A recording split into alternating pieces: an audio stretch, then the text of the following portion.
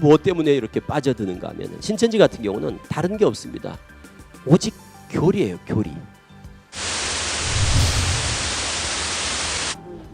신천지에 빠진 아들을 구해달라며 아들을 이끌어온 어머니.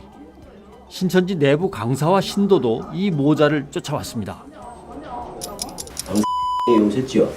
물론 입장이 다르지만 나도 에서 왔어요. 그러니까 서로 판단할 수 있는 것들을 근거를 가지고 그렇게 제공을 해주면 좋지 않을까요? 그래서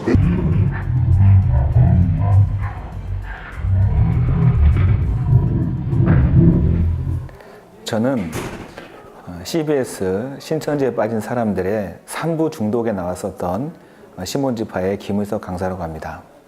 작년 10월쯤으로 기억을 합니다. 당시에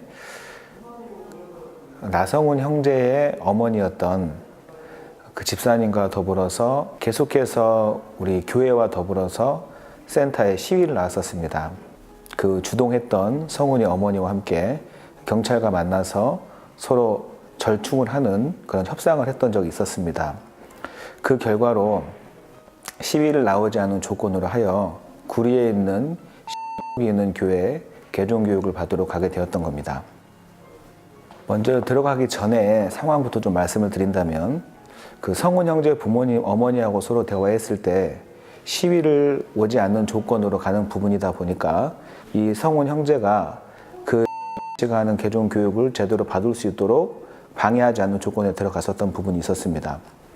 대신에 그 개종 교육 끝나고 나면 다시 나와서 그 성훈 형제와 함께 거기서 배웠던 내용이 맞는 것인가 틀린 것인가에 대한 반증 교육을 하기로 약속을 하고 그 안에 같이 들어갔던 것입니다.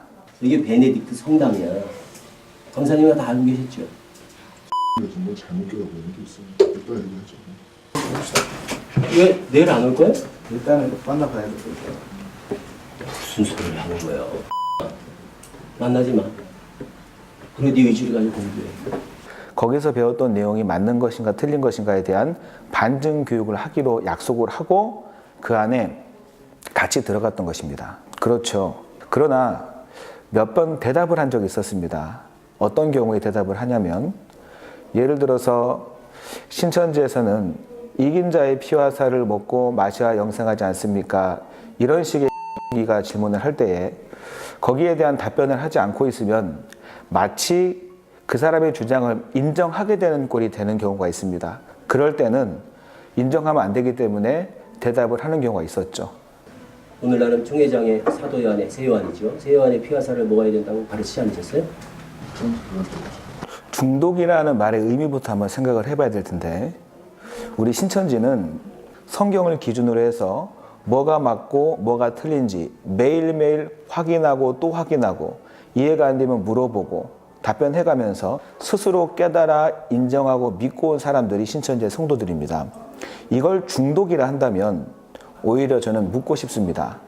저 기성교회 다니는 성도님들은 말씀을 배우지도 않고 그냥 믿기만 하면 구원받는다고 말씀을 가서 듣고 배우고 신앙을 하고 있습니다. 성경에도 없는 말임에도 불구하고 믿고 있는 그것이 중독이 아닐까 오히려 생각이 듭니다.